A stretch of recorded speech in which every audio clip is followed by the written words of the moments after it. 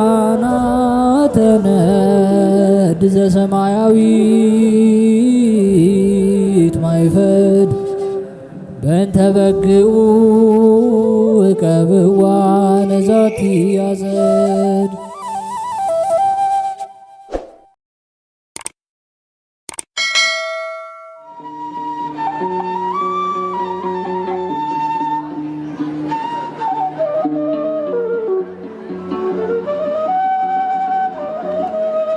በስመ አብ ወወልድ ወመንፈስ ቅዱስ አሐዱ አምላክ አሜን። ሰላም እንደምንቆያችሁን ውድ የሊቃናት ሚዲያ ቤተሰቦቻችን፣ አሜን። እግዚአብሔር ስሙ ከዘላለም እስከ ዘላለም የከበረ የተመሰገነ ይሁን።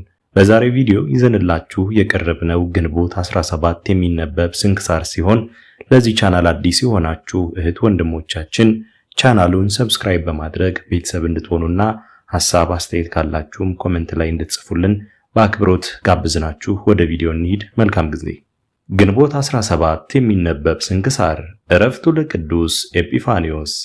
ግንቦት 17 በዚች ቀን የከበረ አባት ታላቅና የተመሰገነ የቆጵሮስ ኤጲስቆጶስ ቅዱስ ኤጲፋንዮስ አረፈ።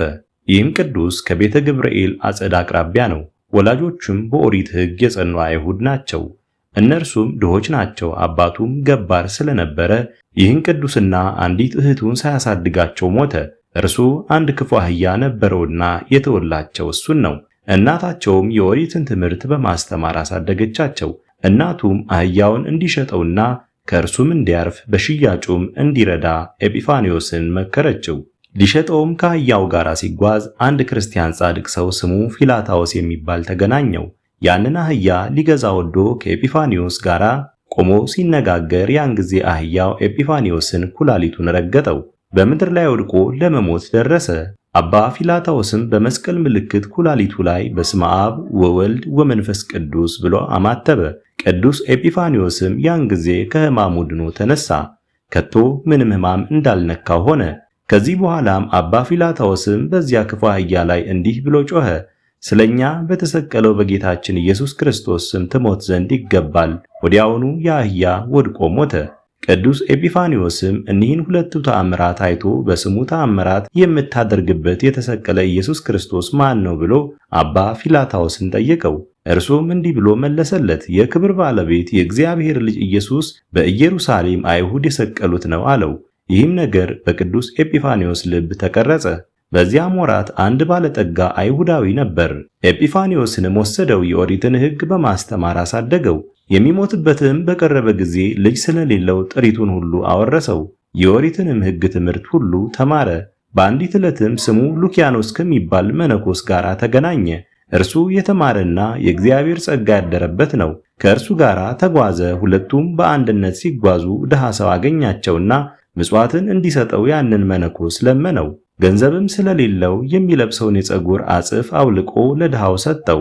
በዚያን ጊዜ ስለ መነኮስ የብርሃን ልብስ ከሰማይ ሲወርድለት ኤጲፋንዮስ አየ። ስለዚህም ድንቅ ተአምር አደነቀ። ከመነኮስ እግር በታች ሰግዶ አንተ ማነህ? ሃይማኖትስ ምንድነው? ብሎ ጠየቀው። እርሱም ክርስቲያን እንደሆነ ነገረው። ደግሞ ክርስቲያን እንዲያደርገው ለመነው። መነኩሴውም ኤጲፋንዮስን ወስዶ ወደ አንድ ኤጲስቆጶስ አደረሰው። እርሱም የክርስቲያንን ትምህርት ሥርዓቷንም ሁሉ አስተማረው። ኤጲፋንዮስም ኤጲስቆጶሱን እኔ መነኮስ መሆን እፈልጋለሁ አለው። ኤጲስቆጶሱም ብዙ ገንዘብ እያለ መነኮስ መሆን አይገባም አለው። ኤጲፋንዮስም ሂዶ እህቱን አምጥቶ የክርስትና ጥምቀትን አጠመቃት። ገንዘቡን ሁሉ ለድሆችና ለምስኪኖች፣ ለባልቴቶችና ለሙት ልጆች እንዲሁም ለአብያተ ክርስቲያናትም ሰጠ። መጽሐፍትንም ከእርሱ ገዛ። ከዚህም በኋላ ለእርሱም ለእህቱም ለጥምቀት ምክንያት ወደ ሆነው ስሙ ሉኪያኖስ ወደ ተባለው መነኮስ ገዳም ገባ። ዕድሜውም 16 ዓመታት ነበር። ከዚህም በኋላ ታላቁን አባ ኢላሪዮስን አገኘው። እርሱም በዕድሜው ጎልማሳ በገድልም ሽማግሌ ነው። ቅዱስ ኤጲፋንዮስም ተቀብሎ የምንኩስናን ሕግና ሥርዓትን አስተማረው። የእግዚአብሔርም ጸጋ አድሮበት የቤተ ክርስቲያንን ሕግና ሥርዓት የምንኩስናንም ሕግ በጥቂት ቀኖች አጠና። ከዚህም በኋላ ታላላቅ ተአምራቶችን በመስራት ሙታንን እስከሚያስነሳቸው፣ ሰይጣናትን ከሰዎች ላይ እስከሚያወጣቸው፣ ውሃ ከሌለበት ከደረቅ ቦታ ውሃ እስከሚያፈልቅ፣ ያን ጊዜም ብዙ ዝናብም እስከ ማውረድ ደርሶ በገድልና በትሩፋት ፍጹም ሆነ። የትሩፋቱም ወሬ አዋቂነቱም ተሰማ። ከእርሱ ጋራም ሊከራከሩ ብዙ አይሁድ ወደ እርሱ መጡ። ስህተታቸውንም ገለጠላቸው። በእርሱም ትምህርት አምነው የክርስትና ጥምቀትን አጠመቃቸው። እንዲሁም ጥበበኞች ዮናናውያን በትምህርቱ ተመለሱ። ወደ ክብር ባለቤት ጌታችን ኢየሱስ ክርስቶስ ሃይማኖት ውስጥ ገቡ። መምህሩ ቅዱስ ኢላሪዮስም በቆጵሮስ ሀገር ኤጲስቆጶስነት እንደሚሾም ትንቢት ተናገረለት። ወደዚያም ሂዶ በታዘዘለት ቦታ በዚያ እንዲኖር አዘዘው። እንዲህም አለው፣ ኤጲስቆጶስነት ሊሾሙህ በፈለጉህ ጊዜ እምቢ አትበል፣ ይህ በእግዚአብሔር ዘንድ ነውና አለው። ቅዱስ ኤጲፋንዮስም ወደ ቆጵሮስ ሂዶ መምህሩ ቅዱስ ኢላሪዮስ ባዘዘው ቦታ ላይ ተቀመጠ። የቆጵሮስ ደሴት ኤጲስቆጶስም ባረፈ ጊዜ በዚያን ሰሞን ቅዱስ ኤጲፋንዮስ ምግቡን ሊገዛ ወደ ገበያ ገባ። ከእርሱም ጋር 2 መነኮሳት አሉ። ደግሞም በዚያች ገዳም ጻድቅ የሆነ ሽማግሌ ኤጲስቆጶስ ነበረ። ለእርሱም የክብር ባለቤት ጌታችን ኢየሱስ ክርስቶስ እንዲህ ብሎ ነገረው፣ ወደ ገበያም ሂድ፣ በእጁም 2 የወይን ዘለላ የያዘ መነኮስ ታገኛለህ። ከእርሱ ጋርም 2 መነኮሳት አሉ። ስሙንም ጠይቀው፣ ስሜ ኤጲፋንዮስ ነው ይልሃል። እርሱን ያዝ፣ በእጁ ያለውንም አስጥለህ ካንተ ጋር አምጣው አለው። ያ ኤጲስቆጶስም የክብር ባለቤት ጌታችን እንዳዘዘው አደረገ። ባመለከተውም ቦታ አግኝቶ ይዞ ወደ ቤተ ክርስቲያን ወስዶ ድቁና ሾመው። በሦስተኛውም ቀን ኤጲስቆጶስነት ሾሙት። ከዚህም በኋላ ሽማግሌው ኤጲስቆጶስ የኤጲፋንዮስን ልብ ደስ ለማሰኘት ሽቶ ስለ ኤጲፋንዮስ ያየውን ራእይ ለሕዝቡ ገለጠላቸው። ስለ እርሱም ታላቅ ደስታ ሆነላቸው። ይህም ቅዱስ እግዚአብሔር በሚወድለት በሹመቱ ሆኖ በበጎ ሥራ ላይ ጸና።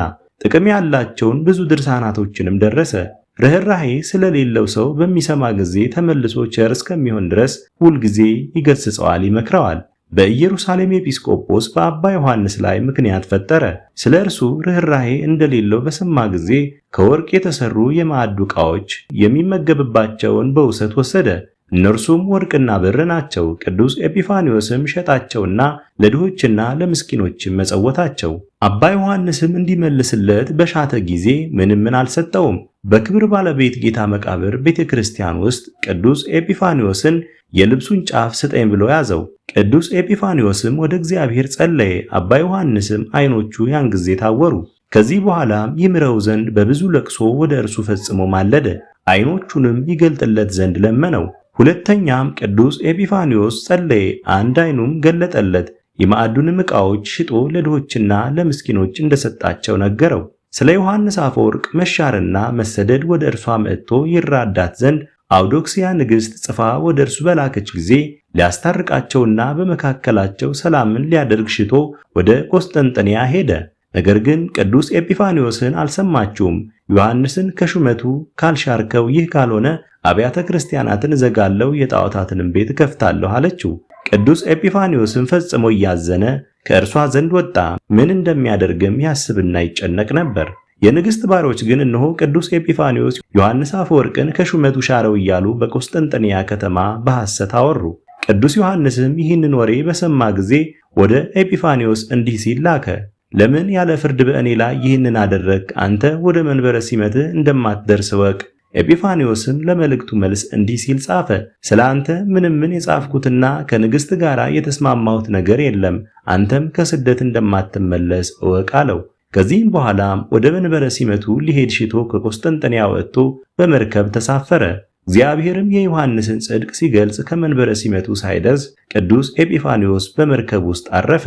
እንዲሁም የቅዱስ ኤጲፋንዮስ ክብር እንዲገለጥ ቅዱስ ዮሐንስ በተሰደደበት አረፈ። የከበረ ኤጲፋንዮስም የሚያርፍበትን ጊዜ አውቆ ተነስቶ ጸለየ። ለደቀ መዛሙርቱም እነርሱ ኤጲስቆጶሳት እንዲሆኑ ነገራቸው። በሰላምታም ተሰናብቷቸው ከዚህ ዓለም በሰላም አረፈ።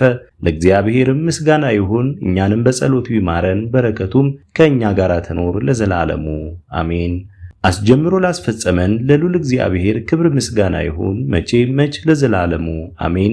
ውድ የሊቃናት ሚዲያ ቤተሰቦቻችን ግንቦት 17 የሚነበብ ስንክሳር ወደ እናንተ አቀረብን። ይህን ይመስል ነበር። በቀጣይ በአዲስ ክፍል እስከምንገናኝ ድረስ እግዚአብሔር ቸር ያቆየን። መልካም ጊዜ